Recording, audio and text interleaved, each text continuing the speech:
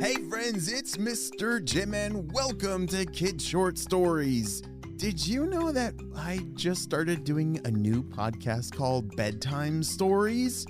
Yes, if you love listening to my stories when you're getting ready for bed, but maybe they can be a bit too exciting because we do like to have a lot of fun here on Kid Short Stories, you need to check out Bedtime Stories, which has calmer music and calmer stories to fall asleep to. I hope you check that out right now with your parents. It's called Bedtime Stories with Mr. Jim.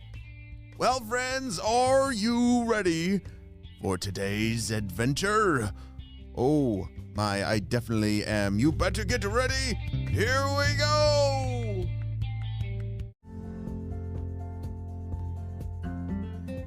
Jack realized that he had to act fast. Okay, Lennon, we can't just stand here staring at this crazy mess. I've got to get my suit on and get out in space. You see, Jack and Lennon were sitting in space inside of their spaceship as they have just seen Saturn, which is a planet in space, now somehow has the red spot on Jupiter.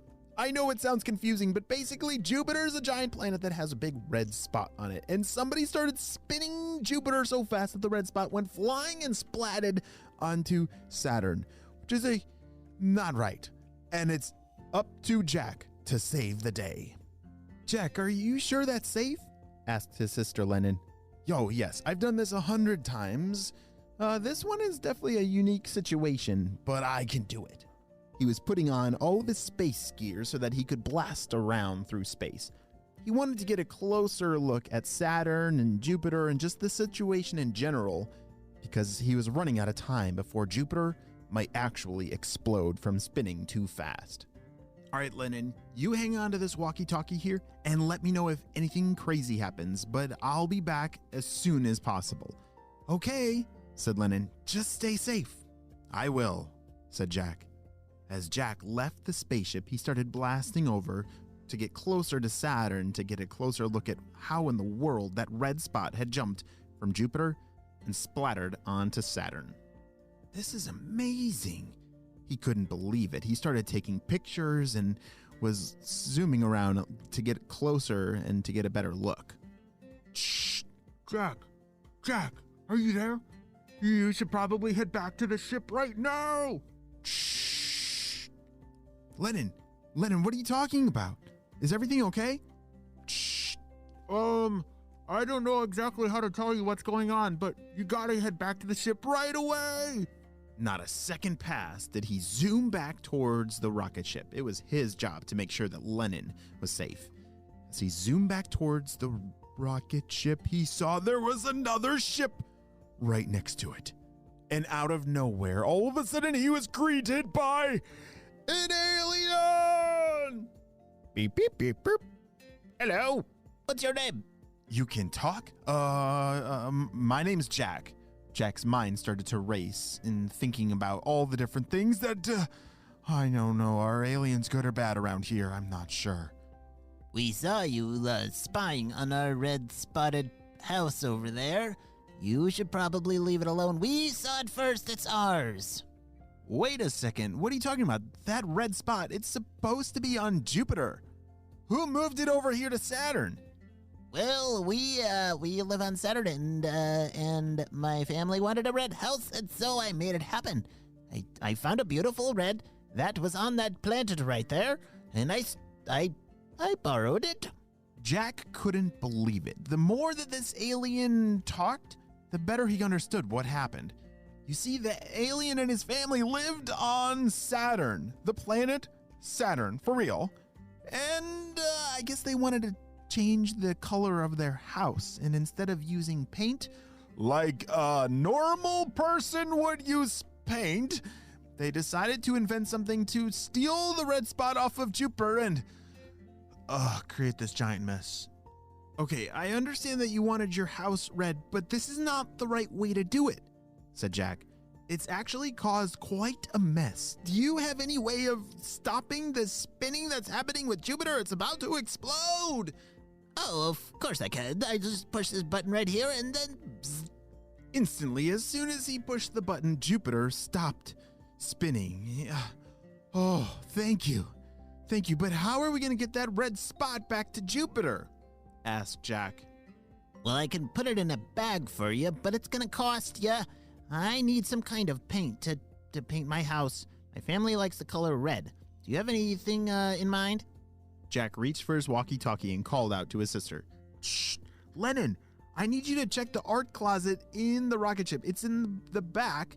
In that art closet, there's a whole bunch of paint supplies. Do we have red paint? The walkie-talkie was silent for a few seconds, but it felt like an eternity as Jack waited, eagerly hoping that they did have red paint on board. Shh. Oh yeah, there's a big bucket of it.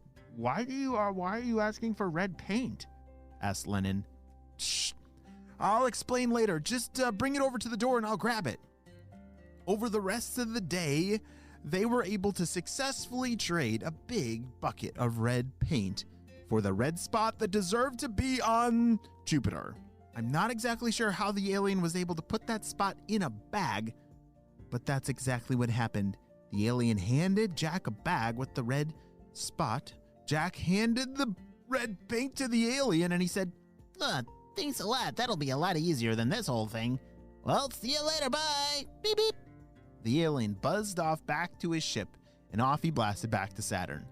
The rest of the day, Jack and Lennon located the correct position on Jupiter where the spot, the red spot, was supposed to be. On their ride home, Lennon had a lot of questions. Holy smokes, Jack, that was an insane day, and we actually did it. I don't know how we returned the spot back to Jupiter, but it looks so much better on Jupiter than stuck on Saturn. I know, and I couldn't have done it without you, said Jack. You should totally think about being on our space squad. We could totally use you, said Jack. Are you serious? Lennon's eyes lit up. She had always dreamed of being on the space squad.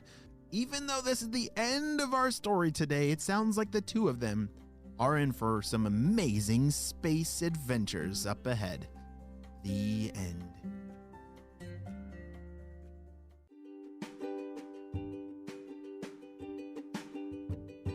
Hey friends, I need your help celebrating 3 birthdays. Drum roll, please.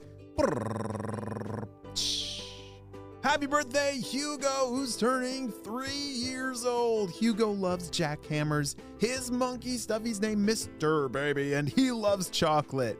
Wow, Hugo, I'm so glad we got to celebrate you and your big day on the show. Happy 3rd birthday. And next up, we have... Happy birthday, Hannah, who's turning 6 years old. Hannah loves jewelry and fashion, her brother Amos, and loves arts and crafts. Wow, Hannah, I love all those things, and I'm so glad we got to celebrate you and your big day on the show. Happy 6th birthday, Hannah. And next up we have... Happy birthday, Bennett, who's turning 7 years old. Bennett loves dinosaurs, football, and root beer. Bennett lives in Kirtland, New Mexico. Wow, Bennett, I'm so glad we got to celebrate you and your big day on the show. Happy 7th birthday. Well, my friends, I hope you all have a super duper day, and I'll see you on our next adventure. Bye.